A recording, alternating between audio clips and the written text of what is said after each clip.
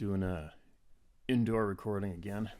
I'm so sick of this heat and the mosquitoes, and I got my pickup trucks in, getting work on it, so I can't head out into the woods up the mountain at all anyway. And I'm inside doing a pile of work, almost packed up, ready to go. So I'm going to share it this way. And quick side note, we're creeping up on a couple 100,000 subscribers, and the channel's never pushed, never marketed anyway. And every single person come here is come here on their own, and they're welcome here. The door's wide open. And some people are thinking this channel's for entertainment when it's not. This is geared up now to just to support every single human being out there that's had one of these confusing, life-altering experiences. Right? It's funny. Sometimes I'll see the comments because it comes up on the front of my phone, but I try to make an effort to stay away from the comment section. I just do. And it gets me into trouble because, like I said earlier, I started doing this as I'm here to fight, man. And unfortunately, sometimes I can't help myself, and those negative comments will get my attention, and I'll act on it. And that's never good for anybody. So, but I wonder how many. I kind of wonder how many people are here that have directly had an experience, right? I mean, I will guarantee you that 100% of every single person that's had a confusing experience is here and supports this channel because it's helping them out. And the people that come here that haven't had an experience, it's kind of weird how many people come here and think that this channel owes them something or it's doing something it doesn't please them, it's kind of odd. But I wonder just how many of the 200,000 subscribers have had a direct experience. And I'm thinking it's a very, very high percentage of the subscribers, wouldn't you? Or the viewers. And it just goes to show just how common these experiences are around the world. And also shows the importance. This channel is clearly showing the importance of how important it is to give the people their voice back. That is the key. That's the key to success in anything, in any topic. That is a very, very, very strong factor when it comes to making changes for the better around the planet. It's about the people. It's not about organizations. It's not about a group. It's not about an individual. But anyway, had a couple coffees as usual. I'm starting to babble. Maybe I'll stop myself now and get to some shares. Unfortunately, right now, this is the only way I can think of how to get all these voices heard, but it's one at a time. In a book form, I think is very handy. Like the second book's just sitting there waiting to be edited and get out, but haven't had time to do it. I think there's over 300 experiences that haven't even been heard in the second book, and I think that's a good way to get the voices out fast in more. I think that's a good way to get as many voices heard that way as well, but as we go here, it's going to be one at a time, right? I mean, you can't listen to more than one at a time, right? But anyway, all right, I'm babbling. Here we go. Steve, you can get my name. Never give a shit what anybody thinks. Rich Rusnak, Hastings, Pennsylvania. I don't like most people anyway, lol. My son-in-law and I went to camp late one night. He was in the back room splitting wood when something smacked the back wall really hard. He came running back in the front room with eyes as big as dinner plates. He was scared shitless because he didn't have his 460 mag on him. There wasn't anyone else around for miles. I also found a patch of trees with all the tops snapped off, about 6 or 7 feet high. There had to have been 20 or 30 trees snapped off. He also heard a grouse thump all night. I never heard that before at nighttime. I'm 57. I grew up in the woods. Our camp is in Clearfield County. There's a bar a few miles away that has a Bigfoot day every year because someone said they seen a Bigfoot crossing the railroad tracks close by. I thought it was all bull crap, but not anymore. P.S. The game wardens say that there aren't any big cats around here, but I've seen pictures and heard lots of people say they have seen them. Why do they lie to us about things that can kill us? They should be warning us. Keep up the good fight. You're helping more than you know.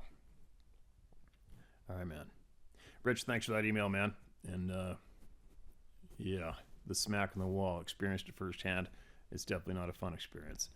And why aren't they warning us? You know what? I'd say it's time to take that power and authority away from they. It's all about us now. It's about the people. It was originally about the people, and the people were the power, not those pricks who take 65% of our money, not them. So it's obviously kicking them to the curb, which they've done to us numerous times. It's time for us to kick them to the curb, take the power back. We got the authority, we got the power, we got the word, we have the honest truths. That's what we're doing here. All right, just keep this ball rolling. What's this one titled? Special Forces Encounter with Sasquatch in the Allegheny National Forest. Okay, man. What do we have here? Hello, Steve. Thank you for what you do to expose the truth concerning these beings, the propaganda surrounding them, and how governments lie to us about everything. Please use my first name only. Personally, I'm old enough that I don't care what people think anymore, but the following encounter involves a few folks that wouldn't want to be linked to this incident. My apologies for the long email, but I want to relay as much detail as possible. Hey man, never apologize. It's never too long. You get it out. Everybody get it out, and with as many details as you can. I had two experiences in the 70s that I believe to be closely related. I suspect we encountered the same being miles apart. Prior to discovering your channel, I'd written off the first incident as a huge mountain lion, but after watching your channel for over a year and a lot of research on mountain lions, I've come to the realization that what I experienced was a Sasquatch on both occasions. I was a guest on maneuvers with a Special Forces unit, Green Beret, 1975. I was 18, had just graduated from high school. My oldest brother had come back from Vietnam in '68 and was attempting to convince me to join the Army. Just a few years earlier, my brother had retired from the Army after 3 tours in Vietnam. He is a well-decorated Bronze Star with Valor, numerous commendations, Purple Heart, etc. His military career included Airborne Army Ranger, LRRP, Long Range Reconnaissance and Patrol, and Green Beret. He was and still is the classic badass. Shortly after his discharge, he joined the SF Reserve unit to stay active and keep his skills sharp. He asked me and my friend to bring up his 4-wheel drive vehicle to the Allegheny National Forest while his unit was on maneuvers there. How do you say no to a brother like that? You don't. Anyway, my buddy and I saw it as an opportunity to have a great time camping, shooting machine guns, and blowing things up. On the second night there, we hiked deep into the old-growth forest to the team's forward operations base and camped with his fire team. They had set up a defensive position on a cliff line overlooking a river valley. It was late afternoon when we arrived and were well received. We spent the night quietly laughing and talking around the Dakota fire hole.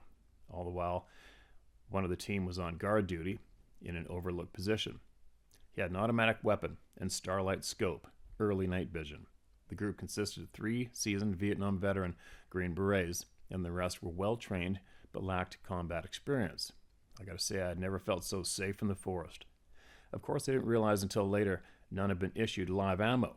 However, the more experienced had brought their own live ammo.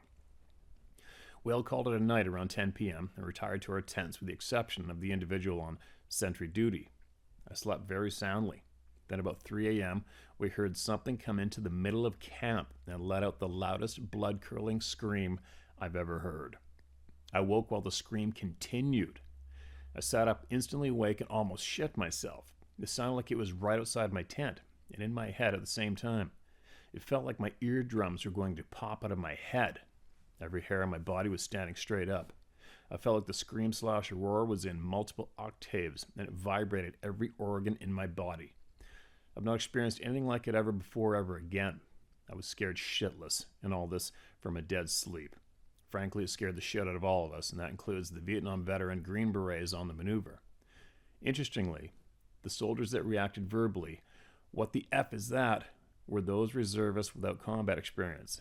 The combat veteran Green Beret kept their mouths shut, but I could hear them chambering live rounds in their weapons. Then the guy on watch called out, "Clear!" He said he hadn't seen a thing, even when he scanned the location of the scream while it was taking place with the starlight scope. In fact, he was one of the first to call out, "What the F was that?" One long, extremely loud scream and it was gone. Almost as if to say, "You are all not the badasses you think you are. This is my hunting spot. Get the hell out." After the sentry called clear, we all climbed out of our tents and searched the camp. We didn't go beyond the perimeter. We found nothing.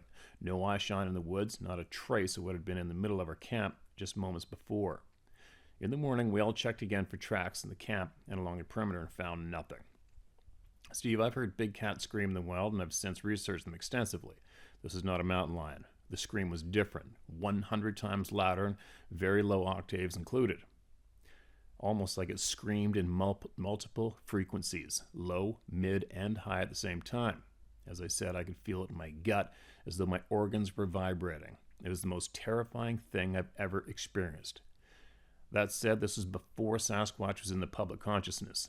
I'd never heard of a Sasquatch until many years later. Wow, that must have been something else to not be aware of these things and have that experience. That would be an absolute turn it upside down experience, would it not? Consequently, we all concluded it must have been a large mountain cat and moved on. It was the only logical conclusion we could reach. One night later, my buddy and I spent some time in the local small town. We met two young ladies staying alone at a relative's cabin. As you can imagine, we were quite enamored with the possibilities of the evening. That night, we drove out to their cabin to have a little party. However, due to a locked gate, we had to walk in about a mile on gravel road through the forest to reach their cabin. It was about 10 p.m. when we started, and a moonless night. About a quarter of a mile in, we heard heavy footfalls in the woods. Every time we stopped to listen, the steps would stop. However, when we walked forward, we heard the heavy steps continue to approach us.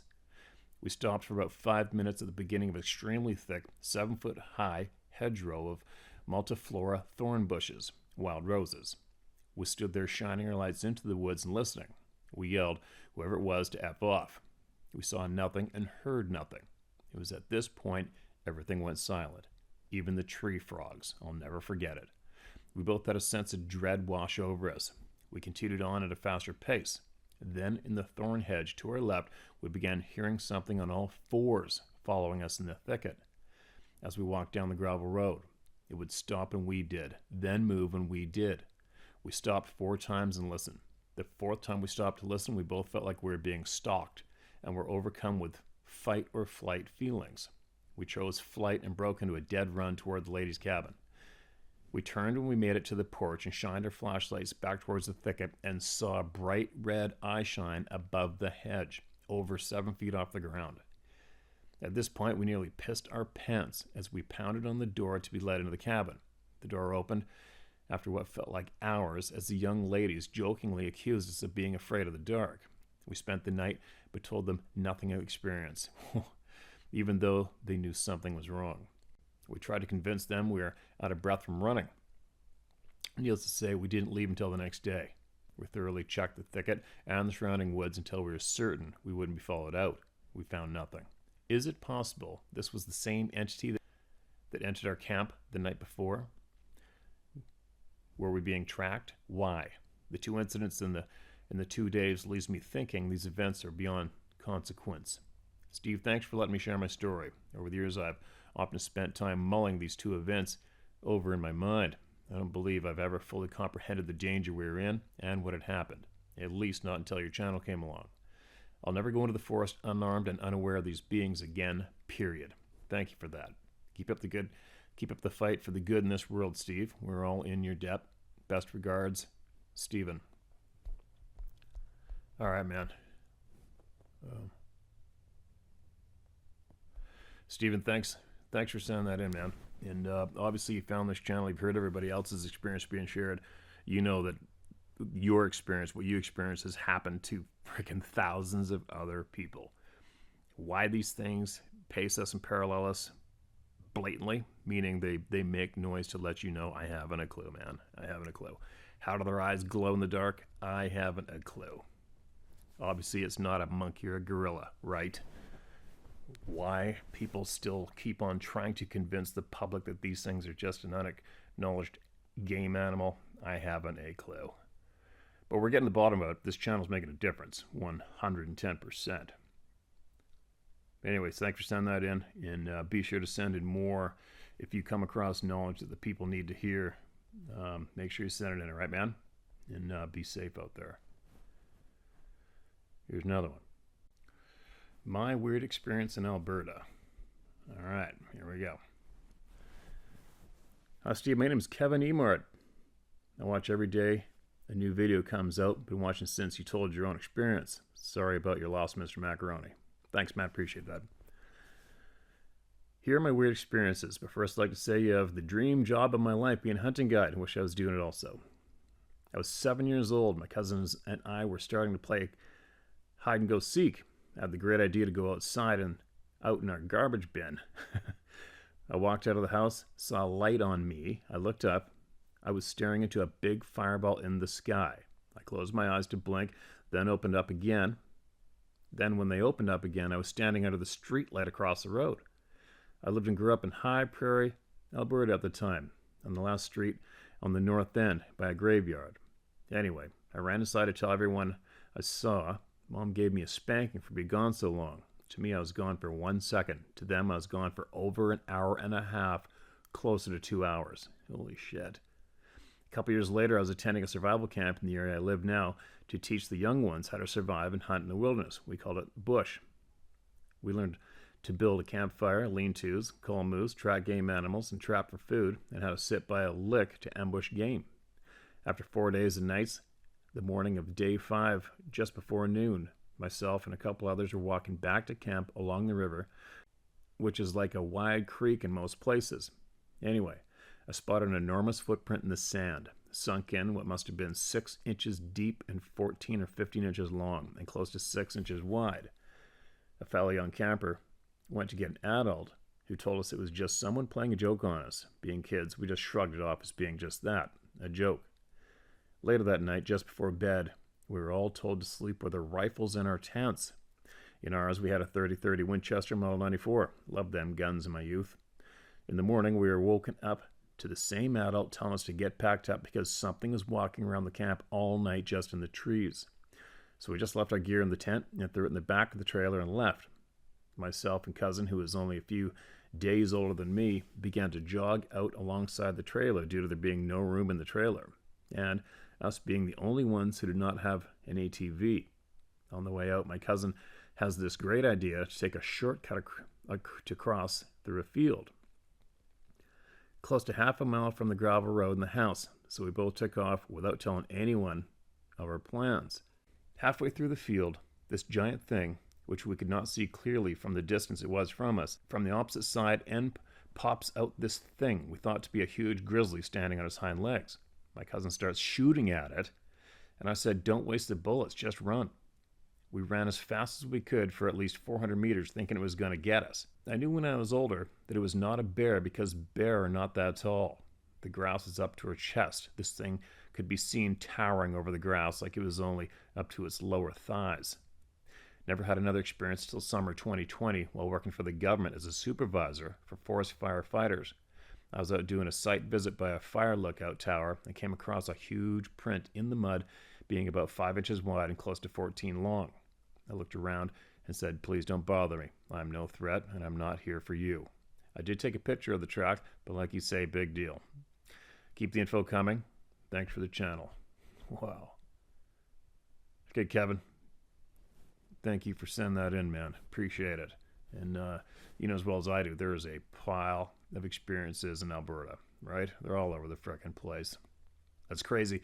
Your buddy starts shooting at the thing. I wonder what the reaction was, or if he even hit it. Pretty crazy, man. Okay, keep rolling along here. Be true. If we were all true, the black cats would lose. Yate. It is a good day to die. If I am prepared, it is a good day. Something for you. Even though I love my country, it is not without faults, but I do not condemn the entire people for acts of a few. As a native, they told me, "You are cold, take this blanket and be warm." But the blanket was diseased and we died. Now they tell us, we know better. Listen to us. My answer to the woke: you think you are free, but you are slaves to a losing ideology. When I was young and knew nothing about the world, the mountain was a mountain, a cloud, and the waters were waters. When I was educated in the world, I began to understand, and mountains were no longer mountains, rivers, no longer rivers, and clouds no longer just clouds. They became something else. They were explained away. I was told they were illusions by academics, but now I'm older and my perception again has changed, and again I see the folly of academia and the education's definition of the world. When we accept as a child and perceive as a child, this is truth and not the mere folly of academia explaining them away. Mark 10:15. Truly I tell you, anyone who does not receive the kingdom of God like a little child will never enter it.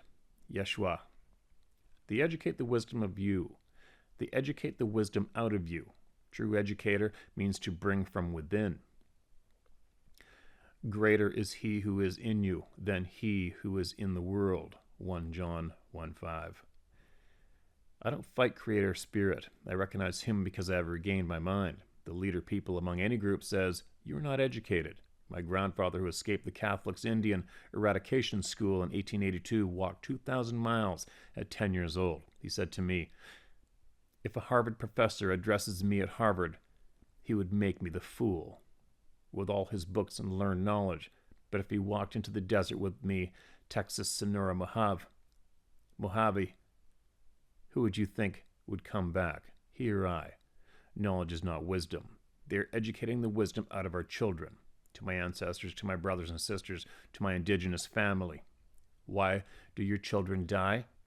Why do your women go missing? Because they listen to men who say, you're uneducated, you're just a stupid Indian. Drink this whiskey, eat this drug, and there is no one to defend your daughters.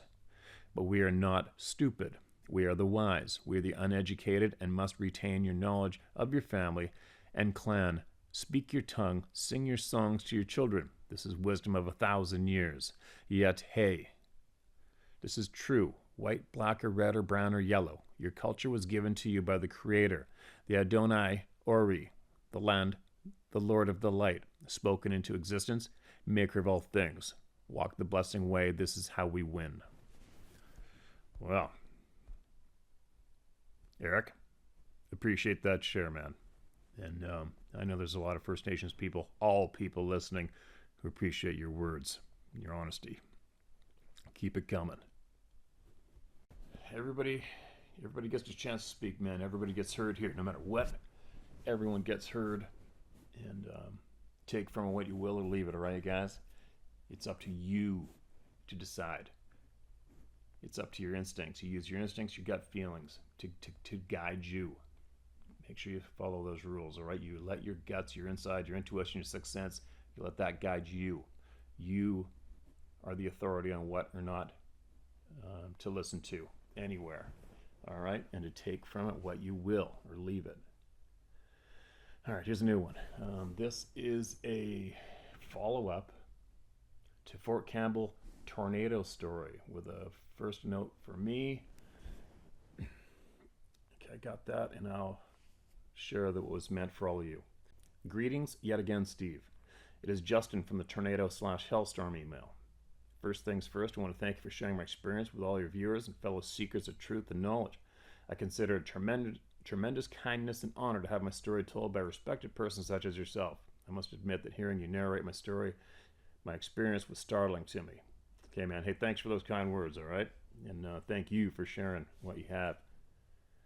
I immediately spun into the state of recall in regards to that training exercise. I read a comment from a young lady who expressed that tornadoes generally pass through a small area relatively quickly. This made the 7 to 8 hour bunker retreat all that more odd.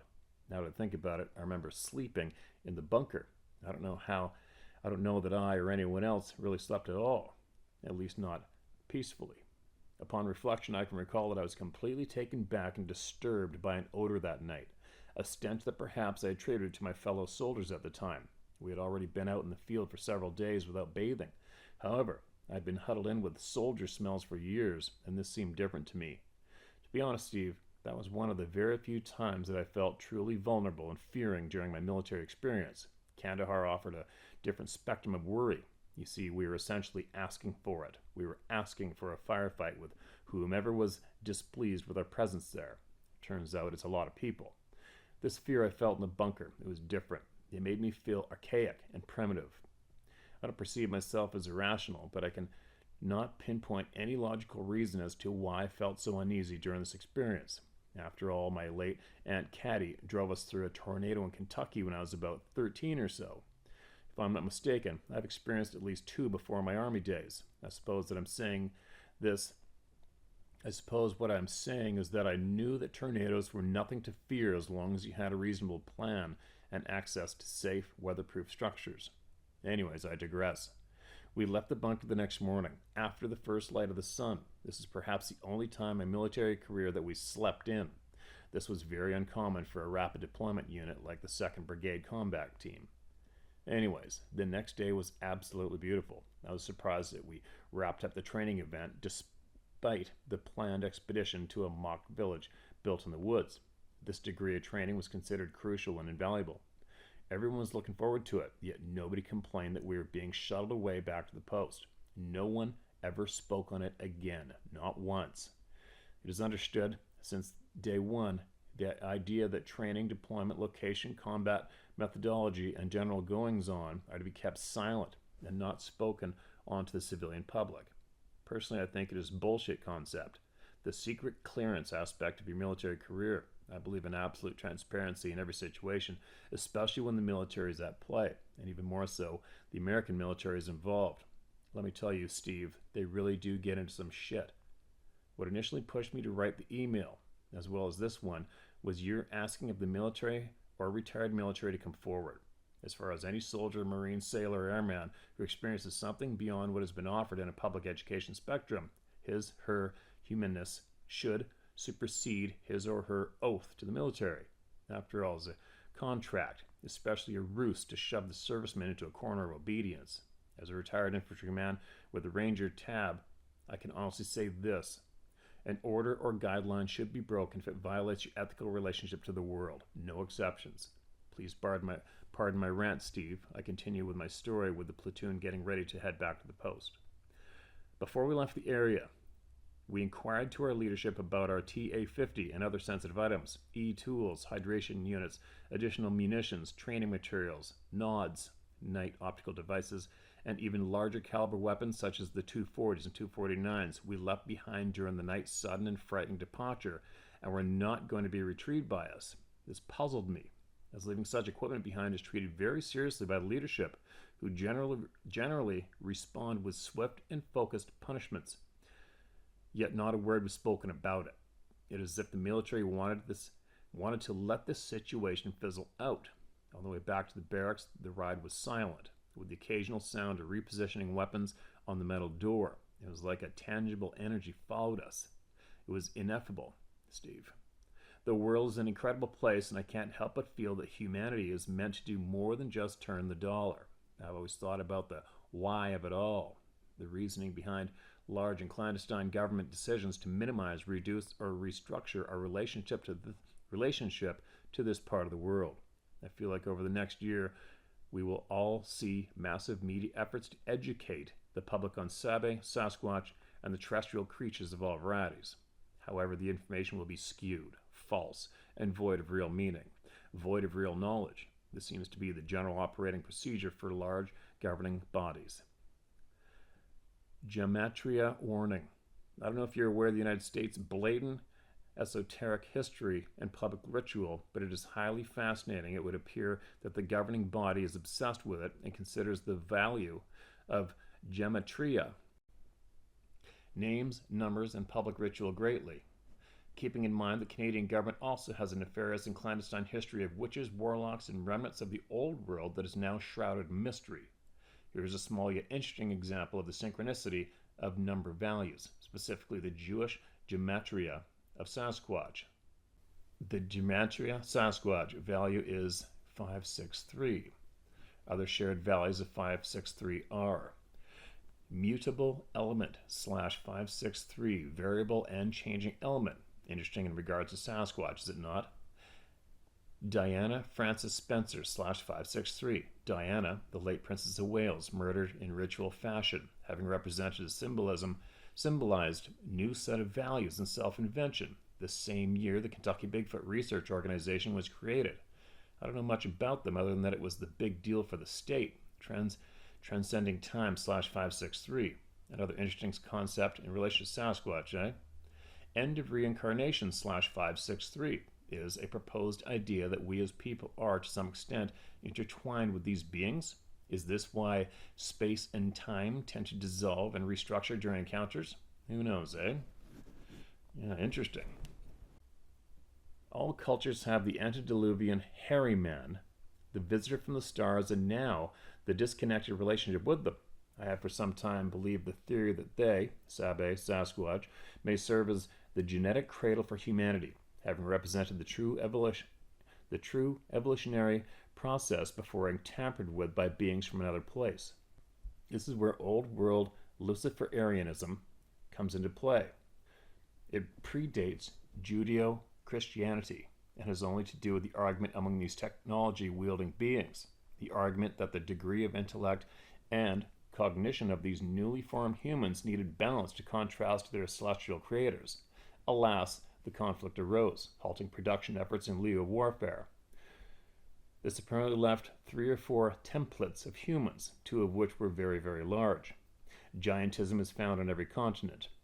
I referenced earlier the old world. It has been said that there are beings living on the fringes of reality, or specifically the reality that we are told to believe. The Yazidi people of Iraq still carry this oral traditional accounting of early disc-shaped Earth and our shared space with these creatures. Sadly, between combatant ISIS and NATO forces, they've been mostly killed off or forced to migrate. Whether or not those two organizations are different is speculative. I do feel that this kind of knowledge, if there is any truth to it, is compartmentalized within various secret societies and offered as rewarded milestones. There's a master mason, a Marine, that blew his whistle by stating that technology was being used by Americans forces in Iraq and Afghanistan that projected the hand of God into the air, adding tremendous psychological strife to the unaware combatants, already stoked with religious fervor. It is a sensitive and complex issue. Which kind of information is categorized now? Why and by whom? I mentioned this time that all of this is intertwined. I still believe this. Anyway, Steve, I love the channel and grow more fond of it with each video shared. You're doing a fine service to human beings, and your efforts are seen by many. My thanks to you. I'm going to include 5 photos in this email which you have my permission to share. 2 are the Cadre, C-A-D-R-E, one of which being the first sergeant mentioned in the story. His name was Beck. The other man, tall, lanky, and stern, was Captain Dudish, who will also appear in this email. The other 3 are the training area, just for reference. This is where we ran situational awareness exercises, mortar responses, and other simulation drills. Perhaps we were being watched the whole time? Who knows? Much respect and support, Justin F. Justin, that's a great share. Absolutely appreciate it. I'm sure there's going to be many other people that absolutely appreciate that share as well. And it's funny when you mention what I've noticed. You know, the military, they get threatened with their retirement, with their income. Basically, get threatened with their lives if they were to share any information with the people. But what about those literally hundreds of thousands of veterans that are homeless, kicked aside, kicked to the curb like an old burger wrapper on the side of the street? What about all those people, right? And why are so many of them so messed up and homeless and discarded? I don't get it. But that fact alone would make me think, you know, you guys take your disclosures and round them up your ass. Look what you've done to the majority of these veterans. It's disgusting, including Canada. North American, I don't know about the rest of the world, but I know for a fact Canadian veterans have been treated basically like a pile of feces. And that is fact. And really makes me sick. So, again, maybe I'll repeat those words. If you are in the military and you have something that you want to share with the people who are more important than anything, the people, and you feel you have something that can help the people, share it here at sharemystory@howtohunt.com or tellmystory@howtohunt.com, and we'll get it to the people. No matter what, we'll get to it. And Justin, thanks again for sharing that email and the kind words, the supportive words, and make sure you share more. If you come across anything that will help the people, you make sure you get it out and share it. Okay, man? And everybody be safe out there.